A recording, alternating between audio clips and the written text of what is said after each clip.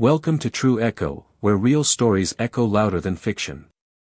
Today's story isn't just about a bank, it's about betrayal, dignity, and a black CEO who was forced to confront racism inside the very walls she built.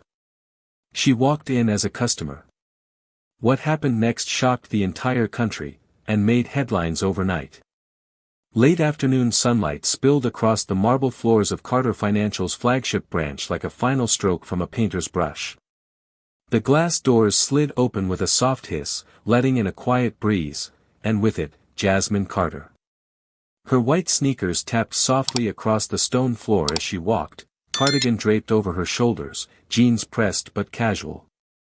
No entourage. No briefcase. No announcement. That was how Jasmine preferred it, quiet, efficient, human. This wasn't a corporate tour or a press event. It was a personal visit, an errand. She needed to withdraw $5,000 from her personal account. Nothing more. But that day would prove far from ordinary. She glanced around the lobby, noticing the familiar scent of pine oil and coffee, the gentle hum of printers and chatter. It should have felt like home, after all, she'd built this place from the ground up. Behind the teller window, a young woman with blonde hair and steel-gray eyes sat hunched behind her screen. Jasmine offered a soft smile. "Hello, I'd like to make a small transaction." The teller, Emily Foster, didn't return the smile. She barely looked up.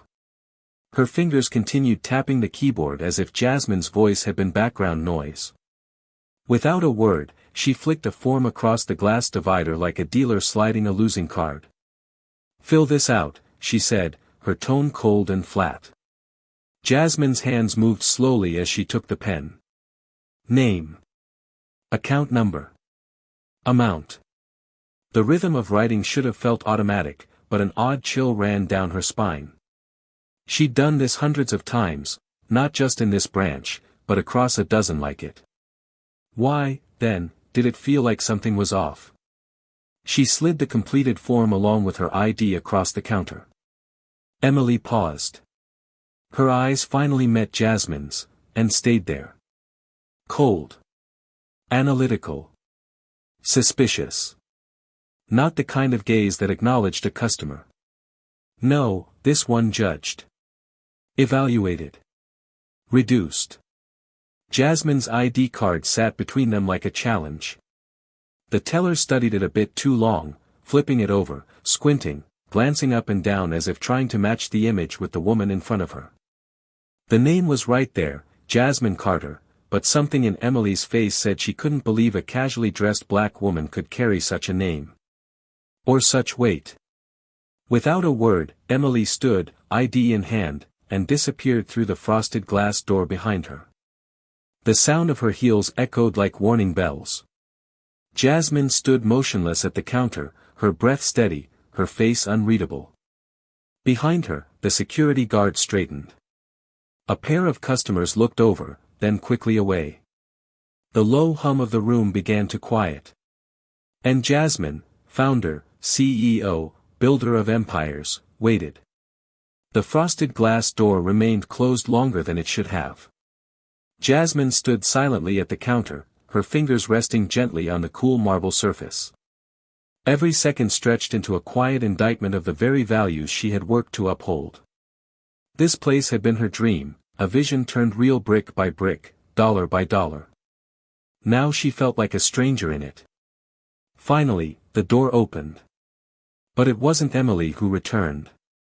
A man stepped through, early 40s, sharply dressed in a crisp white shirt and a deep blue tie. He walked with clipped, careful steps, carrying Jasmine's ID as though it were an artifact under suspicion. Jason Reynolds, the branch manager. Someone Jasmine had personally reviewed and signed off on just 2 years prior. "Hello, Miss Carter," he said, placing deliberate emphasis on her last name as if testing it in his mouth. Jasmine kept her voice measured. "That's correct. I'm here to withdraw $5,000 from my personal account." Jason studied her face. "Just to confirm, this is a personal account, unrelated to any business dealings?" She blinked. "Yes. All verification is on the form and ID. Rather than proceeding, Jason held the card up to the light and examined it as if he were scanning for counterfeit. Then came the question that shouldn't have been asked. Can you please confirm your current occupation? Jasmine's smile tightened. I run a financial firm. Jason didn't flinch. Which one? She paused. I'm the CEO of Carter Financial. The weight of the name hung in the air. But Jason didn't soften. He turned back to the form and began flipping it over. This transaction, $5,000, what is it for?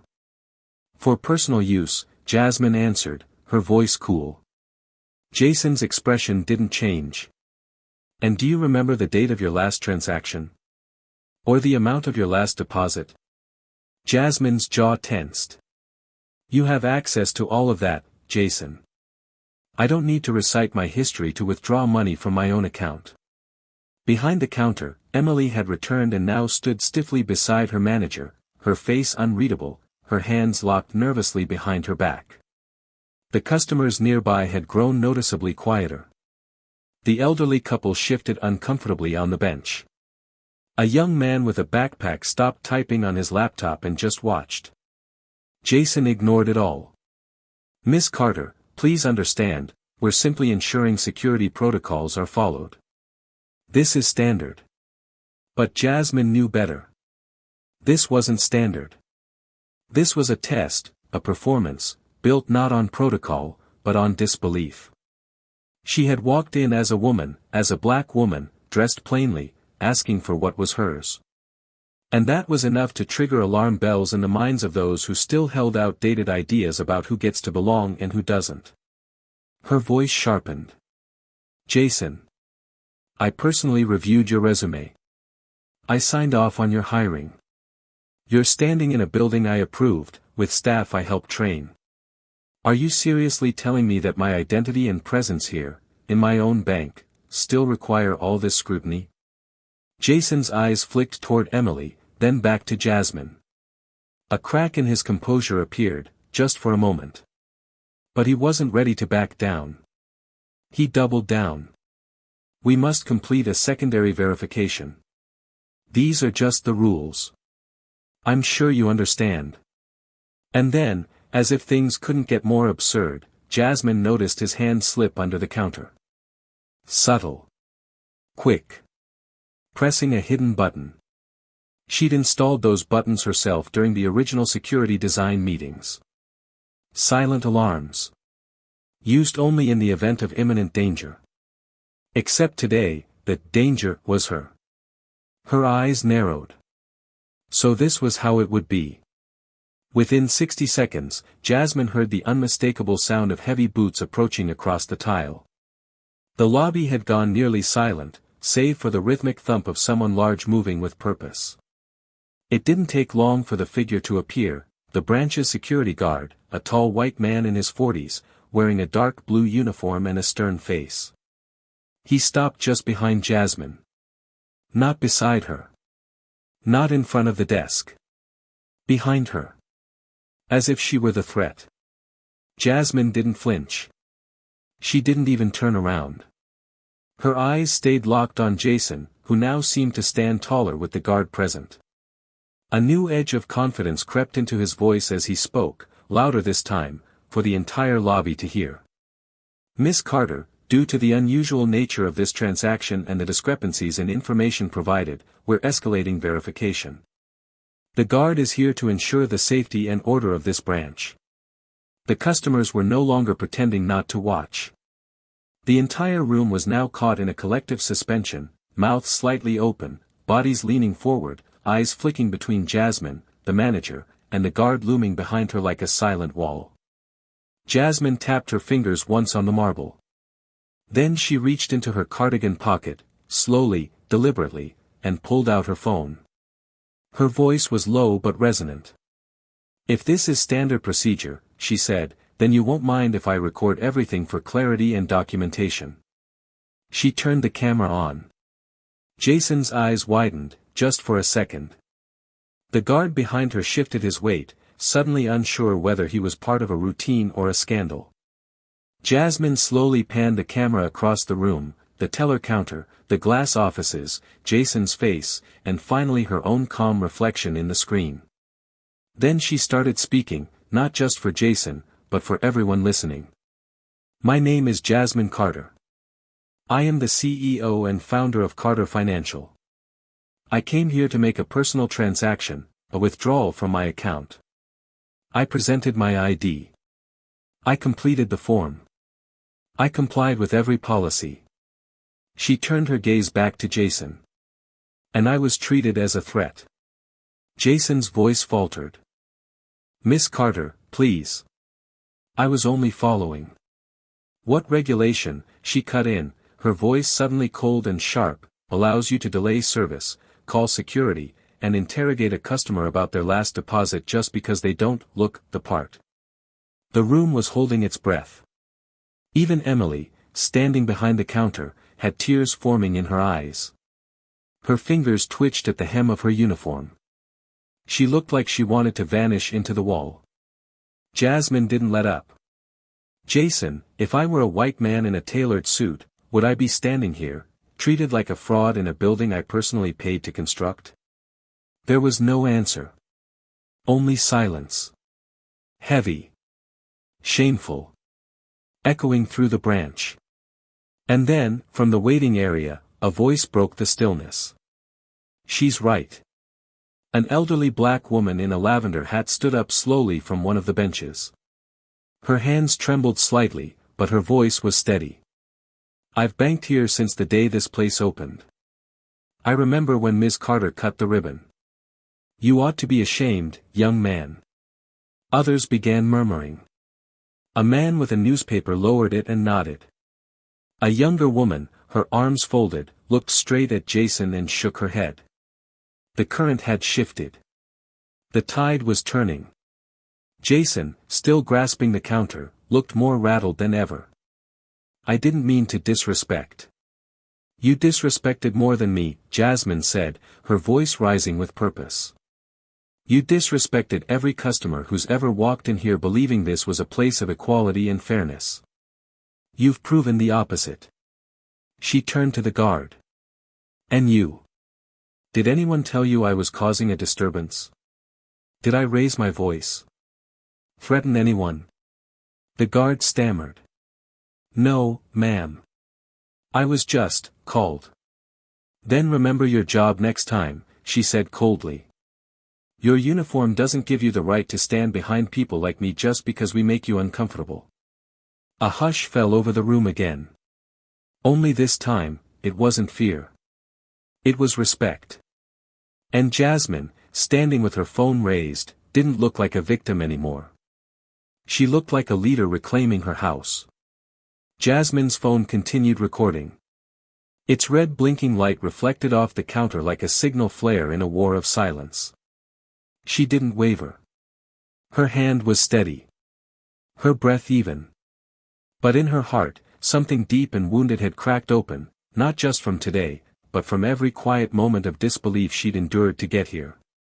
Jason tried to regain composure, tugging once at his tie, sweat blooming along his temple. He offered a trembling excuse. Miss Carter, please, you're blowing this out of proportion. It's just a misunderstanding.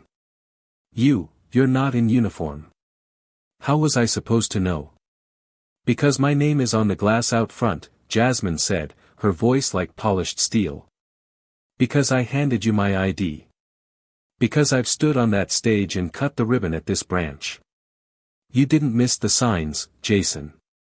You chose not to see them. He opened his mouth again, to offer another excuse, perhaps, but Jasmine raised one hand. No more lies, she said, eyes flashing. Let me remind you, I'm not some PR figurehead. I built Carter Financial from the ground up. I was there when our first location opened, filing permits myself. I hired you. I trained the people who trained you. Emily gasped quietly behind him. Her hands covered her mouth. And yet, Jasmine continued, you called security on me. Because I wore sneakers. Because I wasn't in full makeup. Because I'm a black woman walking into a place of power. Jason's composure collapsed in real time. His eyes darted, looking for an exit. But there was none. Everyone was watching, employees behind the glass, customers in chairs, even the second guard who had just stepped in. All of them silent. All of them aware now that something far bigger than a transaction was happening. I will not be humiliated in my own institution, Jasmine said, her voice shaking only slightly with emotion. And I will not allow others to be humiliated either. Not ever again. Jason's mouth moved. Miss Carter, please. I'll call headquarters. We can talk. Jasmine shook her head. You don't need to call anyone. I am headquarters. She stepped forward, her heels clicking now with purpose. Her phone still recording, she reached down and picked up her ID card from the counter, the same card Jason had scrutinized, flipped, examined, and used to justify his disbelief. She held it up high. This card says Jasmine Carter. CEO. Not suspect. Not security risk. Then she placed it back on the counter, deliberately, with a click that rang like a gavel. This card isn't just mine, she said. It stands for every person who's ever been questioned, doubted, or degraded because they didn't look like someone you thought mattered. Jason's shoulders slumped. His face was ashen. Emily looked like she might collapse. And Jasmine turned to the room. I don't want anyone at Carter Financial to ever feel this again, she said. From this moment forward, this branch, and every branch, will remember that power comes with responsibility. Respect is not earned through appearance. It's earned through integrity. And Jason. She turned back to him. You're done here. The silence cracked, not with sound, but with collective realization. Justice had been served. Jasmine wasn't just reclaiming her dignity, she was rewriting the script. Jason opened his mouth to protest, but all that came out was a dry croak. I suggest you use the rest of today to gather your things, Jasmine said. Your resignation will be accepted by close of business. And if you fail to submit it, I will ensure your termination is final. Jason blinked, frozen. His world was imploding, and no amount of policy jargon or excuses could save him now. Emily let out a broken sob behind the counter. Jasmine turned her eyes to her. You'll be placed on administrative review pending training. And your behavior today will be fully documented. Emily nodded shakily, barely able to meet her gaze. I'm sorry. Truly. Jasmine didn't reply with anger. Only a nod, one full of sorrow and disappointment. Then she took her phone, stopped the recording, and turned to the lobby of stunned onlookers. This is how we fix a broken system, she said softly. Not with silence. But with truth. The weight of Jasmine's final words rippled through the room like a thunderclap. No one moved. No one dared speak. The tension that had gripped the lobby for nearly an hour finally broke, not with chaos, but with the quiet reverence one might offer a sermon. She didn't have to yell. She didn't have to slam her fists or raise her voice. She simply stood tall, as herself, a black woman, a CEO, a founder, in the house she built, and reminded everyone what justice looked like when it wore sneakers and compassion. Jason remained rooted behind the counter, his chest rising and falling with shallow breaths. In that moment, he no longer looked like a branch manager. He looked like a man exposed, to himself, to his staff, to the people he had judged with a glance and dismissed with a policy. As Jasmine turned to walk away from the counter, the security guards instinctively stepped aside. One of them, clearly ashamed, murmured, "I'm sorry, ma'am." She didn't stop walking. She didn't have to answer. Her silence said enough. The second guard, who had entered later during Jason's escalation, looked to his partner and then quietly exited the lobby. There was no longer a need for enforcement, only reflection. Jasmine approached the center of the lobby, paused, and looked at the faces around her. "I want you all to remember this," she said, speaking now not to Jason or Emily, but to every staff member, every customer. "This bank was built on the principle that no one, should have to fight to be seen. If we forget that, we lose everything." The woman in the lavender hat nodded solemnly. A young Latino man sitting near the entrance stood up and slowly began to clap, a single, deliberate beat that echoed across the marble. Then another joined him. And another. Until the room, the same room that moments ago held suspicion and silence, filled with something else entirely. Applause. Not just for Jasmine's position, but for her strength. Her clarity. Her refusal to shrink. When the clapping quieted, Jasmine walked to the customer service desk, asked for a notepad, and calmly scribbled something down. Then she handed the paper to a wide-eyed young employee who looked like she was fresh out of college, her first job perhaps. "Have this sent to Human Resources and the Executive Board," Jasmine said. "Effective immediately, Jason Reynolds is relieved of all duties. Emily Foster is placed on immediate administrative review, pending retraining. A full report is to be filed on this incident before end of day." The young woman nodded, stunned, and rushed to follow the instructions. Jasmine turned toward the exit, but not before stopping at the front window, the one with the etched lettering that read Carter Financial, built on trust. She looked at the reflection of her own face in the glass. Not the face of a stranger. Not a suspect. Not a name on a card. But the woman who made this all possible. And yet, even she had been forced to prove her worth. The truth was simple: if it could happen to her, it could happen to anyone. And that was what had to change. That night, Jasmine sat alone in her office on the 43rd floor of Carter Financial headquarters. The city below shimmered with lights, but she barely noticed. Her gaze was fixed on her phone, the same phone that had captured the entire humiliating encounter just hours earlier. She had watched the footage 3 times. Not because she wanted to relive it, but because she needed to. Every pause, every flicker of disbelief on Jason's face, every word that tried to mask bias in the veil of procedure, it all told a story. One that was far bigger than her. She forwarded the video to the board of directors, along with a concise but scathing memo. Subject: Systemic breakdown, immediate action required. In it, she didn't ask for permission. She laid down directives: mandatory anti-discrimination training for all employees, immediate review of all customer complaint logs from the past 3 years, and the establishment of a new division within HR, one with the sole purpose of preventing incidents like this from ever happening again. By morning, every branch manager in the Carter Financial Network had received an urgent meeting invite. Jasmine would address them herself via live stream. At 9 a.m. sharp, her face appeared on hundreds of screens across the country. Managers, supervisors, and staff sat up straighter as her voice came through, calm, direct, and firm. What happened yesterday at our flagship branch was not an isolated incident. It was the product of silent prejudice, unchecked authority, and our failure to enforce the values we claim to stand for. She paused to let the weight of her words settle.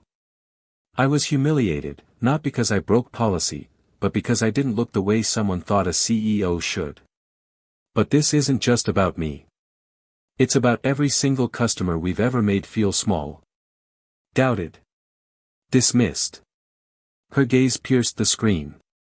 "So here's what's going to happen next. Every employee at Carter Financial, from entry-level tellers to senior executives, will undergo intensive training in bias recognition, equitable treatment, and ethical leadership. No exceptions. No shortcuts." She continued, voice rising only slightly. "And let me be clear. If you can't uphold the values of fairness, dignity, and respect, you will no longer have a place here." There was no applause. No clapping. Just a heavy, undeniable silence of people realizing this wasn't a speech. It was a line in the sand. Later that day, Jasmine visited the central branch again, this time, unannounced. The atmosphere was different.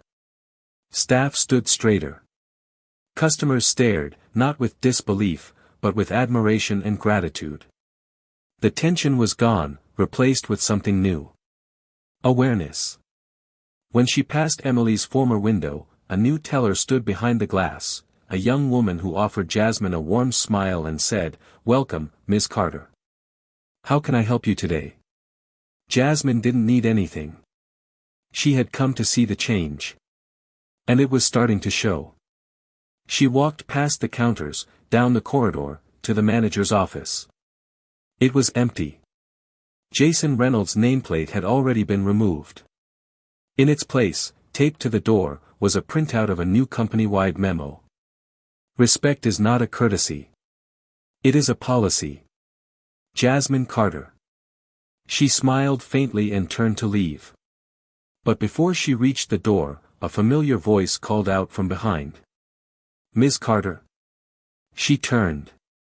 It was Emily, without her uniform, her hair tied back, eyes still red-rimmed but determined. "I know I failed you," she said. "I don't expect forgiveness. But I want to change. I've enrolled in the training. I'll do whatever it takes." Jasmine studied her carefully. Not with anger. But with the same scrutiny once used against her. "Then do better," she said simply. "And make sure the next customer who looks like me, or doesn't, never feels like I did." Emily nodded, swallowing hard.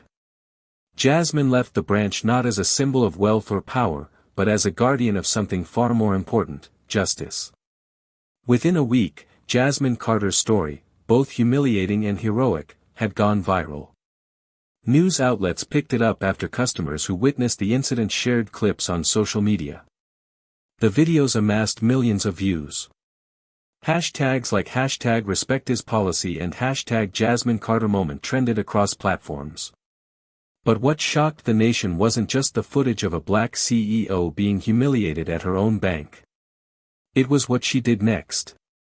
Carter Financial underwent a transformation unlike any in the industry's history. Not cosmetic. Not PR-driven. A real cultural reset, sweeping, uncompromising, and driven from the very top. Every branch received updated training modules focused on implicit bias, customer dignity, and ethical leadership. But Jasmine didn't stop at education. She restructured her executive team. Several senior managers, including those who had long ignored customer complaints about microaggressions, were asked to step down. New leaders were appointed, many of them from within, including people who had once felt invisible. Diverse, competent, and empathetic, they became the new face of the company's values. Posters were placed in every branch, with Jasmine's quote. "Power means nothing if it can't protect the dignity of the people who trust us." Customers noticed. So did Wall Street. Within 30 days, Carter Financial saw a record influx of new account openings, especially among young people and communities of color. The public saw not just a scandal, but a resolution that felt rare, accountability paired with transformation. 2 months later, Jasmine stood before a crowd in Atlanta, where Carter Financial was opening its newest branch. This time, she didn't wear heels or a blazer. She wore the same white sneakers and cream cardigan from that infamous afternoon. She smiled as she approached the podium. "Some of you may remember the day I walked into one of my own branches and was asked to prove who I was," she said. A few murmurs of recognition and support echoed in the crowd. "That day, I wasn't treated like a CEO. I wasn't even treated like a customer. I was treated like a problem." She paused, letting the words breathe. "But that day became a gift. Because it reminded me what this company is supposed to be about. And it reminded all of us that the real work isn't building banks. It's building trust." She pointed toward the branch behind her, bright, modern, filled with a diverse team of smiling employees. "This is our future," she said. "Not just better buildings, but better people inside them. People who see every human being, not through the lens of bias or fear, but through the lens of respect." Applause broke out, not just from the audience but from her staff. And this time, Jasmine didn't just feel like the CEO. She felt like the founder of something deeper. Something lasting. As she walked off stage, her assistant handed her a tablet. Dozens of messages had come in, from customers, from employees, from people around the country. One message stood out. It was from an older black woman named Gloria. "Ms. Carter, I cried watching your video. You didn't just speak for yourself. You spoke for all of us who have been made to feel small in places we helped build. Thank you for standing your ground. You didn't just fire a manager. You lit a fire under a whole industry." Jasmine read it twice. Then she looked up at the gleaming windows of the new branch. And she smiled. Because this wasn't the end of the story. It was the beginning of a new one. At True Echo, we believe in stories that don't just inspire, they ignite. Jasmine Carter didn't just expose discrimination, she changed the system from the inside out. Her story reminds us that real power isn't about position. It's about principle. Respect is not earned through appearance. It's owed to everyone. What would you do if you witnessed injustice in your workplace? Have you ever had to stand alone to defend your worth? Let us know in the comments below. If this story moved you, share it. Like it. Subscribe to True Echo for more real stories of courage, truth, and transformation, because when we echo the truth loud enough, change always answers.